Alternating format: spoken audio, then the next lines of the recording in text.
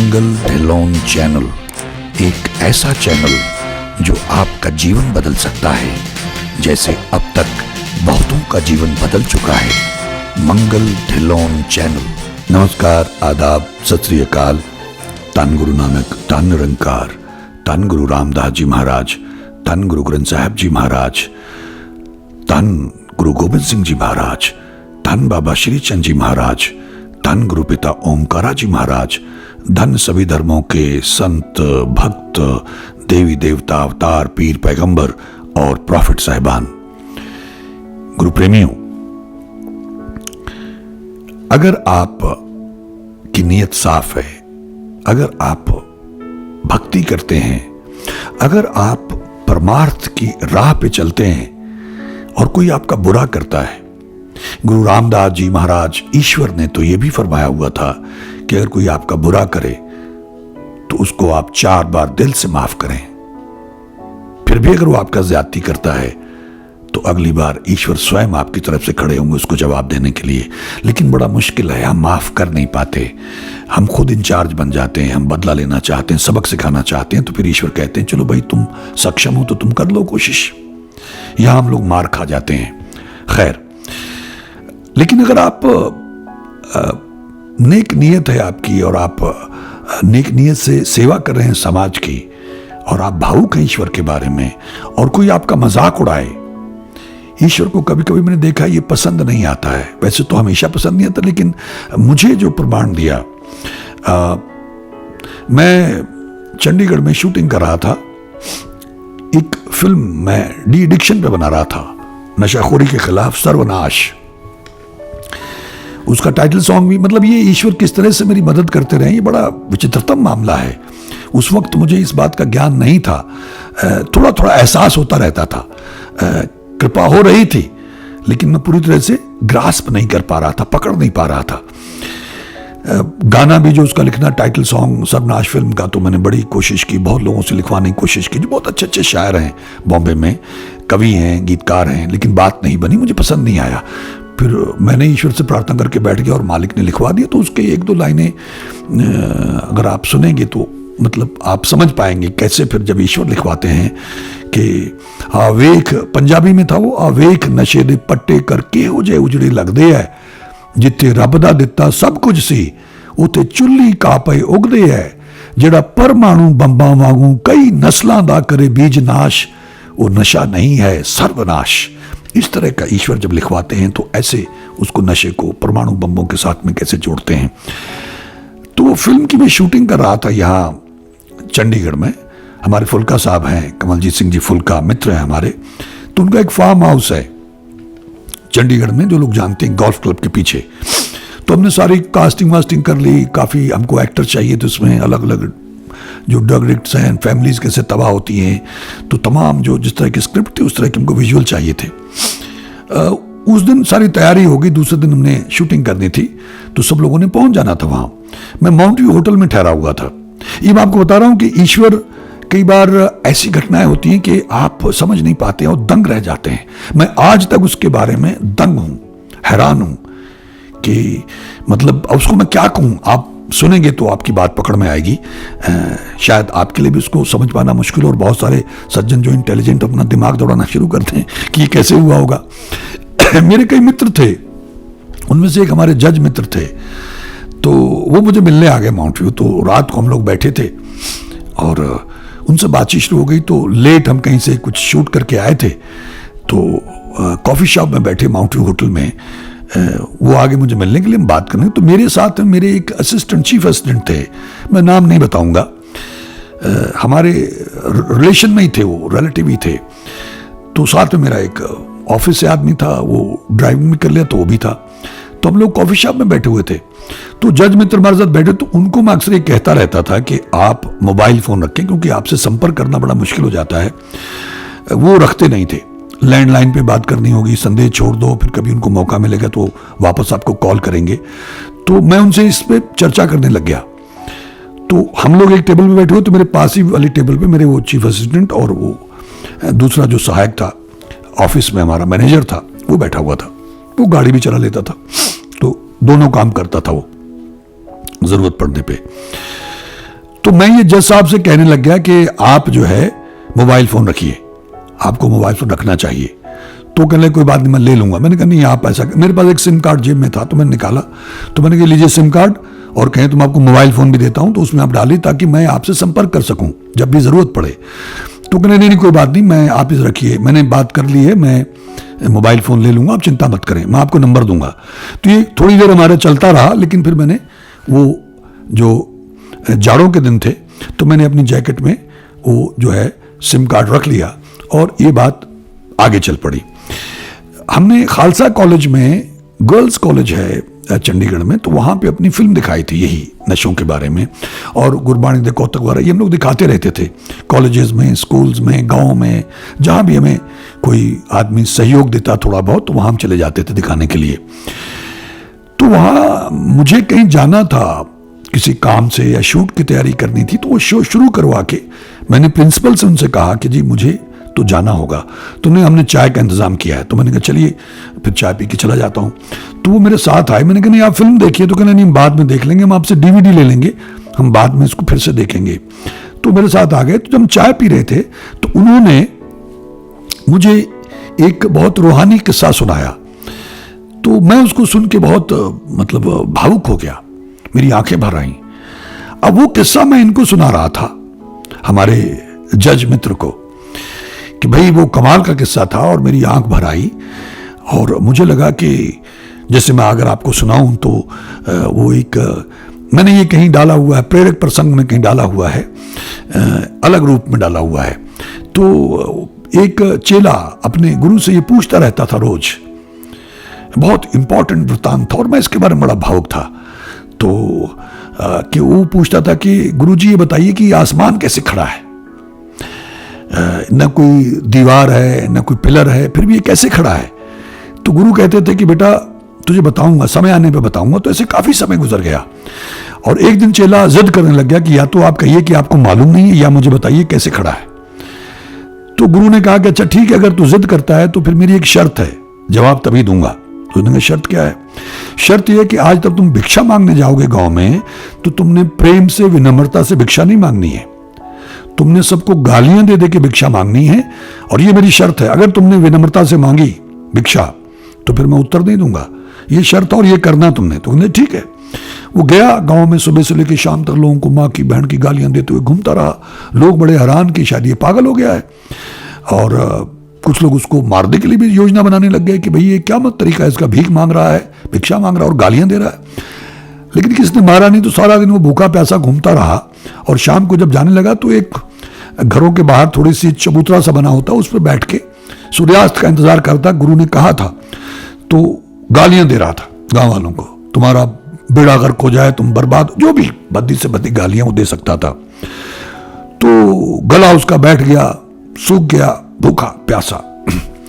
तो एक मोहतरमा, एक बहन जी कोई आए और आके उसको पानी दिया पीने के लिए और उसको खाने के लिए दिया, और उसको कहा कि ये तेरे आश्रम में जो जाओगे तो वो भी बेचारे फिर भूखे रहेंगे, तुमको तो कुछ मिला नहीं है, और इस तरह से भिक्षा नहीं मांगते हैं, गालियां दे दे के, विनम्रता से भिक्षा मांगनी चाहिए है, ये लो और जाओ। ऐसे कि क्यों चली गई। इस आदमी ने अपनी भिक्षा ली वहां से और लेके वापस आ गया अपने गुरु के पास।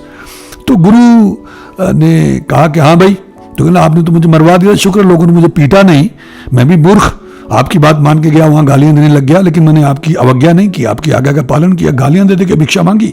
तो कहने कि तुम्हें कोई नहीं मिला? तो उन्होंने कहा कि जी कोई नहीं मिला। कहने कोई भी नहीं मिला। कहने जब अंत में मैं आ रहा था तो एक बहन जी आए, एक माता जी आए, और उन्होंने मुझे ये कहा, और ये भिक्षा दी, आपके लिए भी दी और मुझे भी दी, और पानी पिलाया मुझे।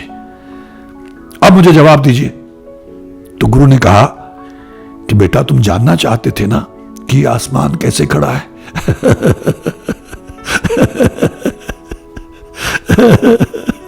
वाहिगुरु वाहिगुरु वाहिगुरु। ये है वो दया के, नेकी के स्तंभ, नेकी के दया के खंभे जिन्होंने आसमान को रोका हुआ है। तुम गालियां दो, तुम जो भी कहो, बद्दुआएं दो, लेकिन वो दया करने से पीछे नहीं हटते, वो फिर भी दया करते हैं। ऐसे जो नेक लोग हैं, दयालु लोग हैं, उन्होंने आसमान को रोका हुआ है, उनकी बदौलत ये दुनिया चल रही है। तो जब मैंने ये सुना तो उस वक्त मैं भावुक हो गया।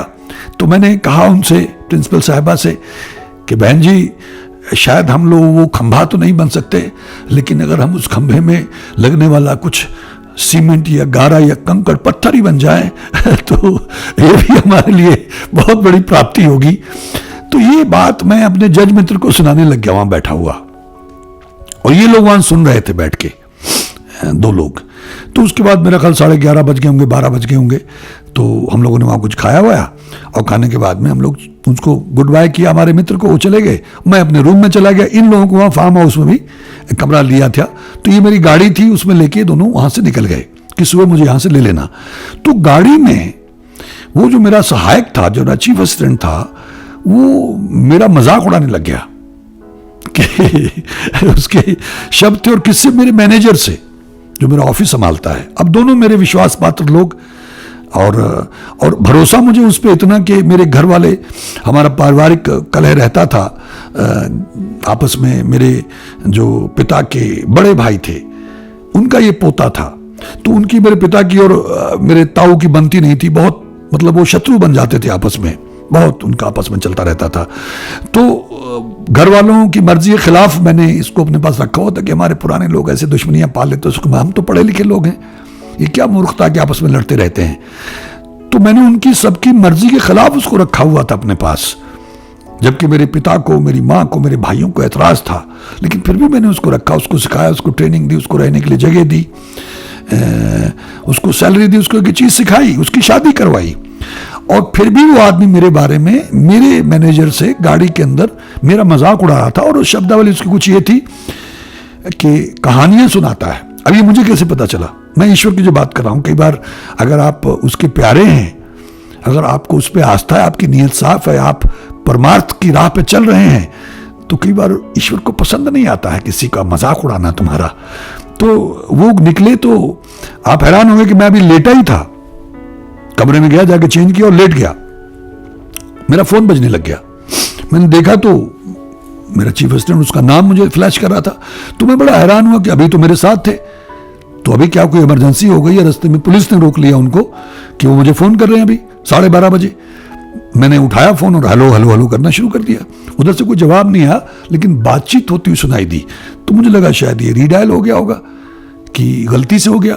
लेकिन ऐसे मैं सुनने लग गया, रखने लगा तो मैं सुनने लग गया क्या बात कर रहे हैं लोग, तो या कहीं पुलिस वालों से बातचीत कर रहे हैं, और मेरा उसने डायल किया इमरजेंसी में। तो मैं ये सुनने लग गया, तो हम वो बात कर रहा है मेरे मैनेजर से कि कहानियां सुनाता है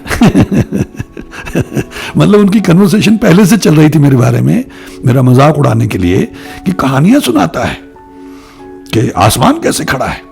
और वो जज को कह रहा था कि मैं तुम्हें सिम देता हूं, मुझे मालूम था कि ये नहीं देगा ये अपनी जेब में रख लेगा, जो ये करने वाला होता मुझे पहले से पता होता है, सिर्फ कहानियां सुनाता है ये, और कुछ नहीं है। इस तरह की वो बातचीत उसने जारी रखी मेरे बारे में, और काफी गलत बातें की और मजाक उड़ाया, मेरी भावना का मजाक उड़ाया। ये बात वो पहले से शुरू कर चुका था, और बीच में ये नंबर, और मैं सुनता रहा। तो मैंने फोन बंद किया, जब वो पहुंच गया इतनी देर में वहां, तो उसको भी पता चल गया कि फोन रीडायल पे था। मैं सो नहीं पाया, मैं इतना हर्ट हुआ, मैं बयान नहीं कर सकता हूं कि जिसके लिए मैंने इतना कुछ किया अपने घर वालों के खिलाफ। मेरी पत्नी भी कहती थी कि आदमी को यहाँ मत, इसका खाना ऑफिस में दे दिया करो, इसको क्यों तुम साथ में बैठाते हो। लेकिन मैंने सबके खिलाफ जाके उसको एक एक चीज़, एडिटिंग सिखाई, कंप्यूटर सिखाया, टाइपिंग सिखाई, डायरेक्शन सिखाई, सब कुछ सिखाया, और साथ में ही अपने पास में घर दे दिया उसको रहने के लिए, जो हमारा गेस्ट हाउस होता था पहले। मतलब आप सोच नहीं सकते हो, कई महीने उसकी पत्नी नहीं थी, तो उसकी साथ में मैं खाना हमारे खाता था बैठ के वो। और उसकी शादी है, उसकी पत्नी की शादी कहीं और करना चाहते कि डॉक्टर के साथ इंजीनियर ढूंढ रहे थे, तो फिर उसके पिता से मिला तो उसकी शादी भी करवाई। यानी ये सब कुछ करने के बाद भी वो आदमी मेरे भावनाओं का, और वो भी आध्यात्मिक भावनाएं, उनका वो मजाक उड़ा रहा था। अब मैं किसी तरह से, मेरा ख्याल 3 बजे सोया होऊंगा, इतना हर्ट था मैं। और दूसरे दिन जब मैं गया तो मुझे लगा कि मैं शूटिंग कैंसिल कर दूं, अभी जाऊं। मतलब मेरा स्वभाव शुरू से बहुत अग्रेसिव रहा है, फिर मुझे लगा फिर ये जाटों वाली बात हो जाएगी, भाई नुकसान उसका तो होगा नहीं, मेरा तो सारा लाइनअप किया हुआ सारा, तो जो हम परमार्थ का काम कर रहे हैं लोगों का भला करने के लिए, वो तो व्यर्थ हो जाएगा ना, बर्दाश्त कर। सुबह हम गए वहां शूटिंग पे, लोकेशन पे सब लोग थे, वो भी था। सिर्फ मैं उसको देखता रहा कि संसार में ऐसा भी होता है। यानी ईश्वर ने मेरे भ्रम निकाले। और बाद में जब ये बात खुली, हम लोग इसके बाद में दरबार साहब गए थे, वहां मुझे कुछ शॉट्स लेने थे और माथा टेकने हाजिरी लगाने में जाना था। तो मैंने उससे कहा कि देख, इससे बड़ा तो कोई नहीं है, इससे बड़ा मैं किसी को मानता भी नहीं हूं। तो मैंने हाथ उठा के कहा गुरु हरमंदर साहब की तरफ कि मैंने तुझे माफ किया मेरे दिल में कोई तेरे खिलाफ कोई नाराजगी नहीं है, गुस्सा नहीं है। जो भी तूने किया, जो तूने कहा, कोई बात नहीं। ये देख, मैं उनको साक्षी जान के कहता हूं, हरमंदर साहब की तरफ हाथ उठा के मैंने तुझे माफ किया। लेकिन ये बात मैं आपसे क्यों शेयर कर रहा हूं? उसने जब फिर मुझे बताया, वो खुला, तो कहने लगा मेरी समझ में नहीं आया, मेरी बुद्धि भ्रष्ट हो गई थी। ये कहानी आगे भी चली, लेकिन मैं यही इसको समाप्त करूंगा कि मैंने तो आपको फोन किया नहीं था, क्योंकि तो मैं तो आपके साथ में ही था। तो मेरे फोन के अंदर से नंबर डायल कैसे हो गया? कहना ये मैं इतने बड़े अचंभे में हूं, क्योंकि रीडायल किया हो तो उसका बटन दब जाए तो स्वाभाविक सी बात है कि फोन रीडायल हो गया और किसी को मिल गया। लेकिन उस टाइम पे फोन उसकी जेब में था और वो फोन बुक में से, कॉन्टैक्ट में से डायल हुआ, क्योंकि वो लगातार मेरे साथ ही था इतने दिनों से, बल्कि दूसरे लोगों को फोन करता था कोऑर्डिनेट करने के लिए।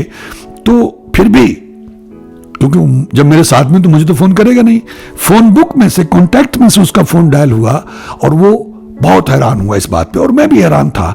तो मैं इस नतीजे पे पहुंचा कि ईश्वर की जिसके ऊपर कृपा होती है, अगर आपकी भावना सही है, श्रद्धा है, आस्था विश्वास है, नियत नेक है, इरादा नेक है और परमार्थ के कार्य पे आप चल रहे हैं, और आपकी कोई भावना का मजाक उड़ाए तो उस मालिक को, उस ईश्वर को, अल्लाह को, वाहिगुरु को, गॉड को पसंद नहीं आता है। और उन्होंने कहा, ले बेटा सुन, अपने कानों से सुन, तेरे माँ बाप ने, तेरे भाइयों ने, सब ने तुझे समझाया, तेरी पत्नी ने तुझे कहा, तूने किसी की नहीं मानी, ले अब अपने कानों से सुन। तो मेरा भ्रम टूट गया। मैंने कई बार ये कहा कि ईश्वर के भ्रम तोड़ने के बड़े तरीके हैं, तो मेरे तमाम भ्रम ईश्वर ने कदम कदम पे तोड़े। और उस वक्त मैं अपसेट होता था, लेकिन अब मैं ईश्वर का धन्यवाद करते हुए नहीं थकता हूं कि प्रभु आपने सारे भ्रम ही निकाल दिए, सारे भ्रम ही तोड़ दिए। तो ये मैं आप लोगों से इसलिए शेयर करने लगा कि अगर आप परमार्थ के मार्ग पे चलते हैं, अगर आप नेक हैं, ईश्वर की भक्ति करते हैं, ध्यान समाधि लगाते हैं, उसका नाम जपते हैं, सुमरन करते हैं, तो अगर आपका कोई मजाक उड़ा रहा है, आपकी भावना कोई मजाक उड़ा रहा है, अगर आपका कोई बुरा कर रहा है, आप लगे रहिए। ईश्वर स्वयं ही उस आदमी को निर्वस्त्र कर देंगे, ईश्वर स्वयं ही उसको दंडित करेंगे, सजा देंगे। इस विषय में मैं और भी कुछ घटनाएं आप लोगों से शेयर करूंगा कि कैसे अगर आप ईश्वर पे छोड़ देते हैं, जो गुरु रामदास जी ईश्वर महाराज का फरमान है, कैसे ईश्वर दंडित करते हैं अगर आप दिल से माफ कर दें और आप बदले लेने की भावना न रखें। तो जो लोग इसमें उलझे रहते हैं, ईर्ष्यावश, नाराजगीवश, या किसी ने आपका बुरा कर दिया, छोड़ दो, माफ कर दो, ठीक है, और उससे माफी मांग लो। अगर आपने किसी का बुरा किया है, बस छोड़ दो उस ईश्वर पे, उससे बड़ा इंसाफ करने वाला कोई नहीं है। आप देखना, ईश्वर उस आदमी को आपके सामने लाके निर्वस्त्र खड़ा कर देंगे, नतमस्तक हो जाएगा, आंख नहीं उठा पाएगा। ऐसा मुझे ईश्वर ने कई बार इस तरह के प्रमाण दिए और मैं हतप्रभ किंग करता हुए मुड़ देखता रह जाता था और लंबा लेट जाता था मालिक के सामने। और आज भी मैं ईश्वर के सामने नतमस्तक हूं और मुझे लगा कि मैं ये आपसे शेयर करूं। आप उसके बने तो, आप उस पर विश्वास करें तो, आप उस पर छोड़ें तो, फिर देखिए समय आने पे और बहुत कमाल की जगह पे आप हैरान हो जाएंगे, उस मौके पे लाके वो खड़ा करेगा और जवाब देगा। तो फिर हम ये रास्ता क्यों ना अख्तियार करें? हम खुद को इंचार्ज बनते हैं, खुद को इंसाफ करने वाले, सजा देने वाले बनते हैं, क्योंकि हम दे नहीं पाएंगे। वो चाहेगा तो ही सजा मिलेगी, हमारे चाहने से कुछ नहीं होता। मैं उम्मीद करता हूं कि मित्रों की बात पकड़ में आई होगी और वो इससे लाभ उठाने का प्रयास करेंगे। आप सबका बहुत बहुत धन्यवाद। ईश्वर आप सबका भला करे। नमस्कार, जय हिंद, जय भारत। धन गुरु नानक, धन निरंकार, धन गुरु रामदास जी महाराज, धन गुरु ग्रंथ साहब जी महाराज, धन गुरु गोविंद सिंह जी महाराज, धन बाबा श्री चंद जी महाराज, धन गुरु पिता ओमकारा जी महाराज, धन्य सभी धर्मों के संत भक्त, देवी देवता, अवतार, पीर, पैगंबर और प्रॉफिट साहिबान। मंगल ढिल्लोन चैनल एक ऐसा चैनल जो आपका जीवन बदल सकता है, जैसे अब तक बहुतों का जीवन बदल चुका है। मंगल ढिल्लोन चैनल।